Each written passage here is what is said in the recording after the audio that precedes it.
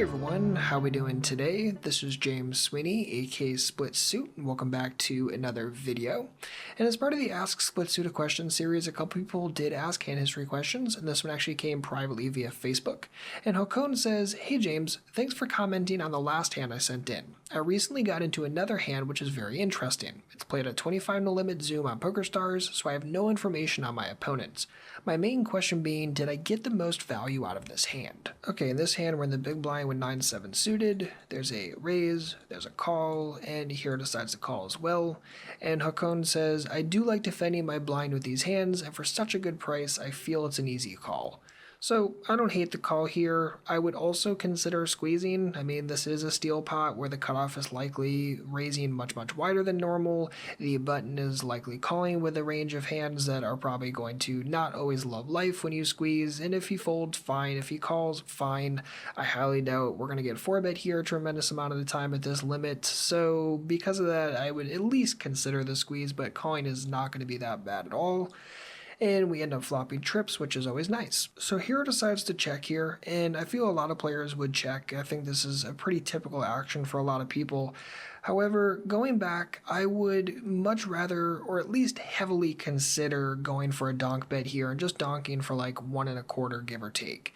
And the reason is I'm not 100% sure that I'm going to get the ideal action. The ideal action in this situation, of course, would be we check, cut off bets, button calls, and we can check raise and go for pure value.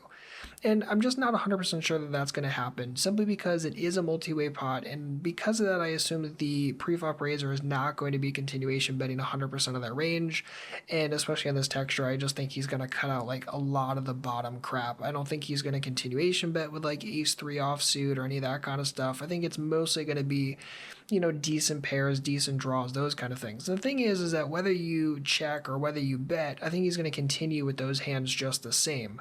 Whereas I'm not 100% sure that, you know, again, I'm going to get a bet out of him every single time, and I'm not even sure that the button's going to bet every single time. So there's certainly a non-zero percentage of the time that we're going to check, and this street is just going to get checked through. And that's like one of the big things that we really don't want to happen. We want to get money in right this moment whenever possible.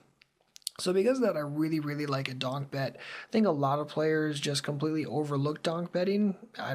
Not sure if it's just because the name is derogatory or something else, but there's a lot of good situations to donk bet, even with big hands. And I think this is certainly a time for it. But as played, we do end up getting the ideal spot with a bet and a call, and Hero decides to call as well. So at this point, Hakon says, "I decided to call even though it's a draw-heavy board. It disguises my hand very well, and this way I can still get value from 2 opponents on the turn." Now, I kind of disagree with that last part. I don't think we're going to get value from both opponents on the turn. Maybe we get a bet and a call, sure, but I don't think we're getting stacks very often, and I don't even think we're getting stacks from one person very often. Simply because when was the last time you check-called trips on the flop, check-raised it on the turn, and ended up getting paid? Right? I mean, that just hasn't happened in years. Sure, it happens against Ultrafish. Sure, okay, but these players are unknown. We don't know if they're Ultrafish.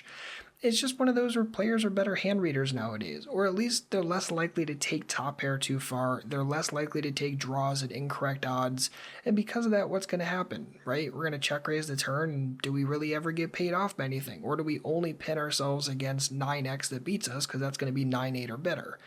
So it's just one of those where I don't think we're going to be making as much money by taking that line. I'd rather check raise here as played. Again, I would have rather donk bet in the first place, allowing myself even to further under rep having 9x. But I don't think that taking the check call with probably the ideal plan of going for a check raise on the turn is going to be all that profitable or lucrative. I think we'd be better off trying to confuse people with a fast play on the flop rather than going for the line where, again, we wake up later in the hand and it's more face up to people that are paying attention. Okay, so we call, king on the turn, check, bet, fold, and Hero decides to check call. And Hakon says, "I don't feel completely safe with my hand at this point. Cutoff is betting out against 2 players on a draw-heavy board, and since no one re-raised pre-flop, I don't have any information from pre-flop either to go after. But I certainly won't fold at this point." So I'm totally in agreement in the fact that I'm not going to be folding here either, and I'm not 100% sure if he has a boat, I'm not sure if he has queen 10, I'm not sure if he has king x, I'm not sure if he has jack x, and he's going for thin value. I'm not really 100% sure what he has. Of course, I'm totally on board with both of those points. However, I think in this situation again, that donk betting would have been better. If we go back here, I think that if we donk bet, we get looked up by things like Jack X, by King Queen, by King 10, all those kind of things. I think that if someone raises us, it's extremely easy to figure out where we are. Not that I'm trying to bet for information or bet to find out where I'm at or any of that kind of nonsense. I just think that ultimately we guarantee the money goes in again. And if anyone raises us, I think they're doing it with a super predictable range. I think it's very, very easy to figure out exactly where we are in the hand. So there's a lot of like fringe benefits to donk betting as well. I would just donk bet here for something like $3 and go from there. Again, once you check and you're here, yeah, we really don't know how strong or how weak he is. I'm not going to fault you for calling, but again, I don't really get here like this because I would have done something more aggressive on the flop and things would have been, I think, at least a little bit easier in my opinion, and also more profitable, of course. As played, 6 on the river, check, bet. In here decides to finally wake up with a raise and goes for essentially a check min raise on the river. And once hero does this, he says that villain decides to tank for a little while and then folds. And I'm really not shocked about that. I mean, think back to what I said earlier. Like, when was the last time you check call flop and then check raised on a turn or river and someone paid you off with second best? I mean, it just really doesn't happen that much anymore. And I think this is another prime example of that. If we check raise the river, I don't really think we're getting paid off very often. Now, that being said, if I ever play it this way, sure, I'm going to try to go for some value here.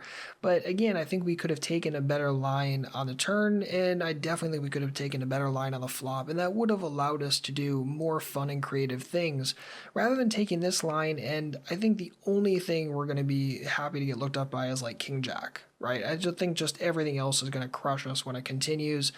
I don't really think we're doing particularly well in this situation, and I'm not shocked to see that villain folded here. So again, I think had we taken a better line leading up to the river, that I think we actually make more money than what we did. But again, it's really important to look at the previous streets and very important to understand how to play your big hands, you know, when to play them really fast. And as a pure default, I do tend to play my big hands fast, but that's also because I play my bluffs fast. I play my semi-bluffs fast.